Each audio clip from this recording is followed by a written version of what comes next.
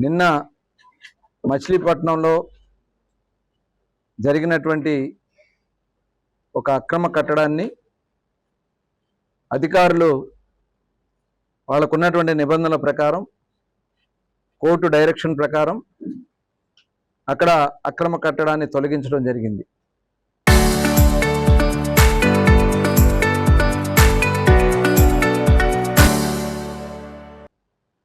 ఈ అక్రమ కట్టడం తొలగింపు సందర్భంగా జరిగినటువంటి సంఘటనలో వైఎస్ఆర్ పార్టీ నాయకుడు పేర్ని నాని వాళ్ళ కుమారుడు వ్యవహరించినటువంటి విధానం చాలా జుగుప్సాకరంగా, సిగ్గుచేట్ల, అసలు వాళ్ళు మనుషులేనా అనే విధంగా వాళ్ళు ప్రవర్తించినటువంటి విధానం యావత్ ఆంధ్ర రాష్ట్రం అంతా కూడా చీకొడతా ఉంది. అక్కడ ఏదైతే స్థలాలు వీళ్ళ అనుయాయులు దౌర్జన్యాలు చేసి ఆక్రమణలు చేసి అమ్మినటువంటి స్థలాలు, ఇది అవునా కాదా అని చెప్పి పేర్ని నాని గారు నేను అడుగుతా ఉన్నా. దగ్గర 1942లో ఉన్నటువంటి డాక్యుమెంట్ని మీరు తప్పుడు డాక్యుమెంట్ సృష్టించి 2-3 చేతులు మార్పిస్తే వాళ్ళు కోర్టులో వేసుంటే దాంట్లో దొంగ సర్వే నెంబర్ వేసి కొన్ని ఫ్లాట్లకి మీరు ప్లాన్లు తెచ్చారు. ఇది వాస్తవమా కాదా? ఇప్పుడు ఏదైతే నిన్న తొలగించినటువంటి ఇంటికి కూడా ప్లాన్కి అప్లై చేస్తే వాళ్ళు కోర్టు డైరెక్షన్ ఉంది కాబట్టి, స్టేటస్ కో ఉంది కాబట్టి, దానికి ప్లాన్ లేదు కాబట్టి అక్కడ ఎటువంటి కట్టడాలు చేయొద్దని చెప్పి అధికారులు వాళ్ళకి తెలియజేయటం కూడా జరిగింది. ఈ విషయం మీద వాళ్ళు మా దగ్గరికి వచ్చి కలిసినప్పుడు చాలామంది పెద్ద మనుషులు సమక్షంలో వెళ్తే వాళ్ళకి ఆ రోజు వాళ్ళు హామీ ఇవ్వడం జరిగింది. ఇది మేము ఫర్దర్గా ఏమీ చెయ్యం, ఫర్దర్గా దీంట్లో ఎటువంటి కట్టడం చేయమని చెప్పి ప్రమాణాలు చేసినటువంటి సందర్భం ఉంది. కానీ రాత్రికి కాంక్రీట్ వేస్తే అధికారులు వాళ్ళు పనిచేస్తే అధికారులను పట్టుకుని దుర్భాషలాడతారా? అధికారులను పెట్టి పేర్లతో పాటు కులం పెట్టి కమిషనర్ని కులం పేరు పెట్టి మాట్లాడుతూ ఉన్నాడు. మున్సిపల్ కమిషనర్ గారిని, ఎస్పీ గారిని మాట్లాడుతూ ఉన్నాడు.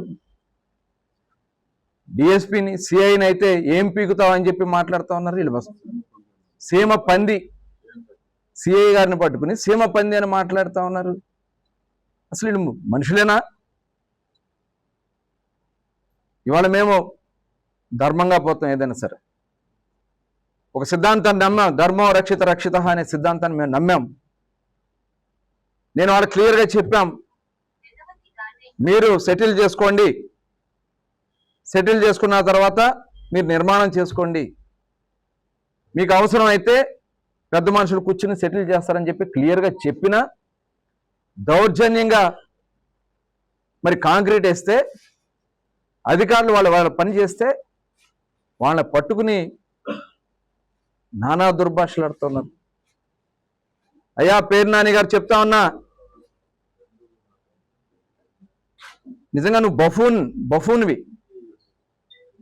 ఒక బందర్ బఫూన్వి నువ్వు. నీలాంటోడు ఈ బందర్ నియోజకవర్గం ఎమ్మెల్యేగా గెలిపించుకున్న 3 సార్లు చేస్తాం, ఒక దౌర్భాగ్యం. అభివృద్ధి చేయటం రాదు, కులాలు అంటావు. నిన్న కూడా వచ్చి కులం పేరు పెట్టి మాట్లాడుతూ ఉన్నావు. కులానికి దీనికి సంబంధం ఉంది. 2 కులాలు కాదా, ఒకటే కులం కాదా? ఎవరైతే స్థలం ఒరిజినల్ డాక్యుమెంట్స్ ఉన్నవాళ్ళు, ఎవరైతే అక్రమ కట్టడం చేశారో వాళ్ళ కులం ఏంటి, వీళ్ళ కులం ఏంటి? అసలు కులాల ప్రస్తావన ఇక్కడ ఎందుకు రావాలి? నువ్వు చేసినటువంటి దౌర్జన్యాల గురించి చిట్టా తీస్తే చిలకలపూడి సెంటర్లో మూడు గుళ్ళు అనుకున్నటువంటి పేదల ఇళ్ళు ఆ రోజు పగలగొట్టించింది నువ్వు కాదా? వాళ్ళు పేదలు కాదా? వాళ్ళ గుండెల్లో నువ్వు గుణపాలు దింపలేదా? అదేవిధంగా చిలకలపూడి రింగు దగ్గర నుంచి చిలకలపూడి సెంటర్ వరకు, రంగగారి బొమ్మ దగ్గర ఉన్నటువంటి సెంటర్ వరకు 130 అడుగులు పెట్టించి రోడ్డు కొట్టించావే. అవసరం లేకపోయినా ఒక ఉద్దేశపూర్వకంగా అక్కడ ఉన్నటువంటి బెరాకా చర్చిని కొట్టాలి, అక్కడ ఉన్నటువంటి కొండపల్లి వాళ్ళది 3 అంతస్తుల బిల్డింగ్ కొట్టాలి, అక్కడ అమాయకులుగా ఉన్నటువంటి కొంత యాదవ సోదరులు ఉంటే వాళ్ళ ఇల్లు కొట్టాలి. ఒక దుర్మార్గమైనటువంటి ఆలోచన ఎక్కడా లేని విధంగా 130 అడుగులు పెట్టి రోడ్డు కొట్టించింది నువ్వు కాదా పేరునాని? నువ్వు వాళ్ళ గుండెల్లో దింపింది గుణపాలు కాదా? కేవలం నీ బినామీ స్థలాన్ని రోడ్డు మీద తీసుకురావడం కోసం 130 అడుగులు పెట్టించి రోడ్డును కొట్టించి నువ్వు చేసినటువంటి దుర్మార్గం ఎవరైనా బందరు ప్రజలు మర్చిపోతారనుకున్నావా? బట్టల కొట్టు గాంధీ గారి కొట్టుని కొట్లో ఆడవాళ్ళు ఉంటే ఆడవాళ్ళు ఉన్న సమయంలో వెళ్ళి పగలగొట్టించింది వాస్తవం కాదా? ఆయన పిచ్చోడైపోయాడు. వీళ్ళందరూ ఆర్థికంగా వాళ్ళని ఇబ్బందులు పెట్టింది మీరు కాదా? కోనేరు సెంటర్ నుంచి బస్టాండ్ రోడ్ వైడింగ్ పేరుతో ఎన్ని దౌర్జన్యాలు చేసావు నువ్వు? అపార్ట్మెంట్లకి బొక్కలు పెట్టించావే. వాళ్ళందరూ కడుపుమంట నీకు కొట్టదా? నువ్వు అంటున్నావు గుణపాలు దించకపోతే పేర్ని కృష్ణమూర్తికి పుట్టలేదని మాట్లాడుతూ ఉన్నావు. నీలాంటి కొడుకు కన్నందుకు ఆయన ఆత్మ క్షోభిస్తూ ఉంటుంది ఎక్కడున్నా సరే. నీలాంటి ఒక దుర్మార్గుణ్ణి, ఒక పనికిరాని వెధవని కన్నందుకు ఆయన ఆత్మ క్షోభిస్తుంది. ఏనాడన్నా కూడు పెట్టావు ఆయనకి? నువ్వుంటే ఎక్కడ దిండేసి అర్ధరాత్రి లేపేస్తావని చెప్పి ఆయన మీ ఇంట్లో కూడా ఉండకుండా వేరే ఇంట్లో ఉన్నారే. ఆ విషయం బందరు ప్రజలందరికీ తెలిసే. తండ్రి బతికుండగానే వెళ్ళి అప్లికేషన్ పెట్టింది వాస్తవం కాదా? ఏంటో అంటే ఏదో చెప్పేస్తే జరిగిపోద్దని చెప్పి మాట్లాడుతూ ఉన్నావా? బందరు ప్రజలు అమాయకులు అనుకుంటున్నావా? మేము అక్కడ ధర్మంగా మాట్లాడాం, ధర్మంగా చేయమన్నాం. ఎవరి స్థలాలు ఎవరు కొడితే ఎవరు ఊరుకుంటారండి? నీ స్థలంలో ఇల్లు కడితే నువ్వు ఊరుకుంటావా? ధర్మంగా చేయమన్నాం. ఎవరికి హక్కు ఉంటే అది కోర్టు తేలుస్తుంది. కోర్టు తేల్చే వరకు ఎందుకు ఆగలేకపోయారు? ఇలాంటి దుర్మార్గులే రెచ్చగొట్టి అక్కడ వాళ్ళ చేత రెచ్చగొట్టే కార్యక్రమాలు చేయించారు. అక్కడ నీకులాగా ఇది మాల్, వరం మాల్ 5 సంవత్సరాలు జల్లు నితీష్ వాళ్ళది, రామ్ నితీష్. ఆ కాంప్లెక్స్ ని వడ్డీలు కట్టుకోలేక స్థలాలు అమ్ముకున్నారు వాళ్ళు. 5 ఏళ్ళు నానా ఇబ్బందులు పెట్టావే నీ స్వార్థం కోసం. మరి ఆ పక్కనే దళితులకు సంబంధించినటువంటి భూమిని మీ బినామీలు పెట్టి మీ కుటుంబ సభ్యుల పేరు మీద ఇవన్నీ రాసుకుంది వాస్తవం కదా? అట్లాగే దేవుడి భూమి బైపాస్ రోడ్లో భూమిని మళ్ళీ మీ భార్య పేరున మీ మామగారి పేరున రామలింగ స్వామి గుడికి సంబంధించినటువంటి దగ్గర 1500 గజాల భూమి నీ భార్య పేరున మీ మామగారి పేరున నువ్వు రిజిస్టర్ చేసుకుంది వాస్తవం కాదా? కావాలని ఆక్షన్ పెట్టించి అవసరం లేకపోయినా ఆ భూములకి దేవాలయంకి ఆస్తిగా ఉన్నటువంటి ఆ భూముల్ని ఒక ఉద్దేశపూర్వకంగా ఆక్షన్ పెట్టించి ఆక్షన్లో మీ వాళ్ళకి మీ బినామీలుగా వచ్చేలా చేసి దాంట్లో వాటా పంచుకుని 1500 గజాలు నీ భార్య పేరున మీ తండ్రి మీ మామ పేరున చేసుకుంది వాస్తవం కాదా? ఇన్ని పాపాలు చేసావు నువ్వు, ఇన్ని పాపాలు నువ్వు మాట్లాడతావు.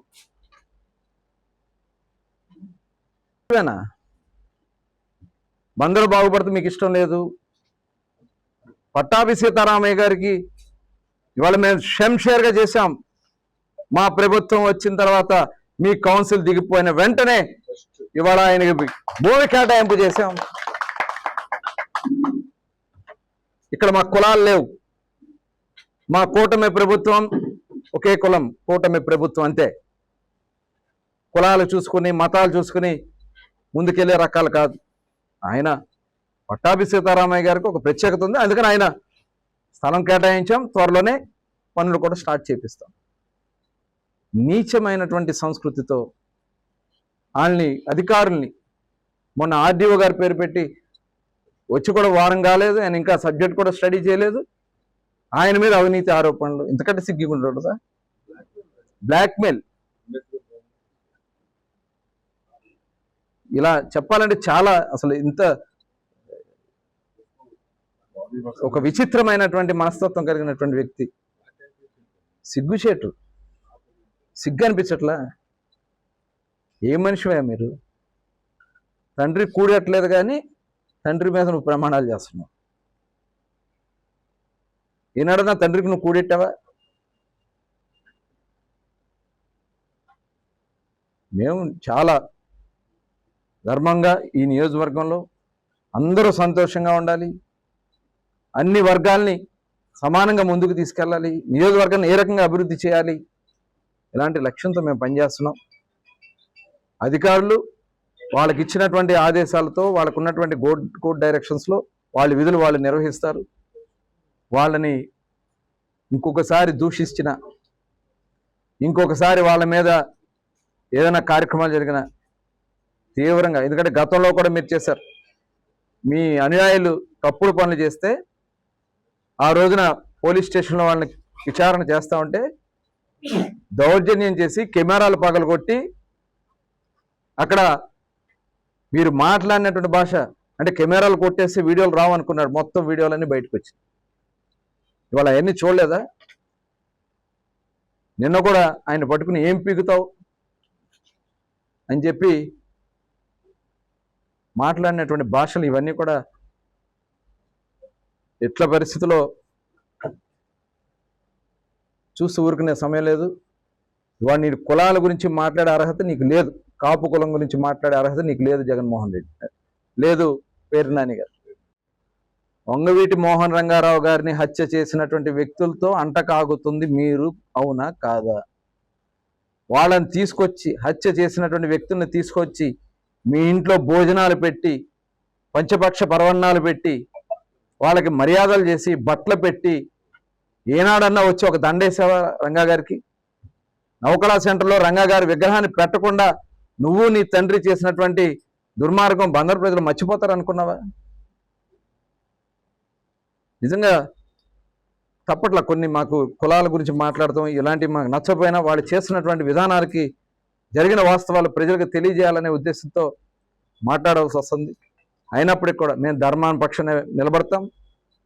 ఇవాళ అన్ని బందరు నియోజకవర్గంలో ఉన్నటువంటి ప్రతి పేదవాడికి కూడా ఏం చేయాలి, మొన్ననే ఇచ్చాం G+3 ఇళ్ళు. నీ వల్ల 5 సంవత్సరాలు ఇల్లు కట్టినా వాళ్ళు ఇల్లు ఇస్తాకి మీకు మనసు రాలా. మేము వచ్చి ఇవాళ దగ్గర 2600 ఇళ్ళు ఇవాళ పేదలకు ఇచ్చాం G+3 ఇళ్ళు. మళ్ళీ చెప్తా ఉన్నా, ఏదైతే ఇళ్ల స్థలాలు ఉన్నాయో ఆ ఇళ్ల స్థలాలన్నీ కూడా పక్కాగా ఒక ఆదర్శవంతంగా నిలబడేలాగా వాటిని రీలేఅవుట్ చేసి అర్హులందరికీ ఇళ్ల స్థలాలు ఇచ్చి, ఇళ్ళు కట్టించి గృహప్రవేశాలు కూడా చేస్తామని కూడా ఈ సందర్భంగా తెలియజేస్తా ఉన్నాం. వాళ్ళనే మాట్లాడుతున్న పోలీసు సంఘం ఎవరైతే అధ్యక్షుడు ఉన్నారో అధ్యక్షుడిని కూడా మాట్లాడుతూ ఉన్నాడు అతను. వీళ్ళు ఎలా బ్లాక్ మెయిలింగ్, ఎందుకంటే వాళ్ళని నమ్ముకుంటే ఏమైపోయారో అధికారులు చూసాం. జగన్మోహన్ రెడ్డి జగన్మోహన్ రెడ్డి వల్ల ఐఏఎస్ ఆఫీసర్లు జైలు పాలయ్యారు, ఐపీఎస్ ఆఫీసర్లు జైలు పాలయ్యారు. ఇవాళ వీళ్ళు చేసినటువంటి విధానంలో దొంగ పట్టాలు ఇచ్చి ఇవాళ దాక్కుని తిరుగుతూ ఉన్నారు. ఆ రోజు దొంగ పట్టాలు ఇచ్చింది నువ్వు కాదా? స్ట్రీట్ ఫీల్డ్ అని చెప్పి అర్ధరాత్రి పూట పట్టాలు ఇప్పించింది మీరు కాదా? ఇవాళ అధికారుల్ని బాధ్యులు చేసింది మీరు కాదా? ఇస్తే తప్పు ఏంటని మాట్లాడింది మీరు కాదా? రోడ్ల మీద ఇళ్ల స్థలాలు ఇస్తే తప్పు ఏంటని చెప్పి మాట్లాడాను. ఇంకా మీరు అధికారుల్ని బలి చేసింది మీరు. అధికారుల్ని ధైర్యంగా కాళ్ళు రెత్తుకుని తిరిగేలాగా చేసేదే కూటమి ప్రభుత్వం. గతంలో కూడా చేసాం, ఇప్పుడు కూడా చేస్తాం, భవిష్యత్తులో కూడా చేస్తామని తెలియజేస్తాం. మీకు ఎందుకు కాంక్రీట్ అని చెప్పి రెచ్చగొట్ట వేయించింది వాళ్ళే. అందులో కొంతమంది వ్యక్తులు ఉన్నారు, దాంట్లో పార్టీలకు సంబంధం లేదు, కులాలకు సంబంధం లేదు. కొంతమంది వ్యక్తులతో చేపించి ఈ దొంగ రాజకీయాలు చేయాలనేది ఆలోచన వాళ్ళది. ఆ రోజు రాత్రి కూడా అతను అక్కడే ఉన్నాడు. అతనికి ఏం సంబంధం? ఎవరు కవర్ చేశారు? తెల్లారి పరామర్శపేతో వెళ్ళారు. ఎవరు పిలిచారు వాళ్ళని? ఎవరు అడిగారు? ఏంటంటే అక్కడ రాజకీయం చేయాలి.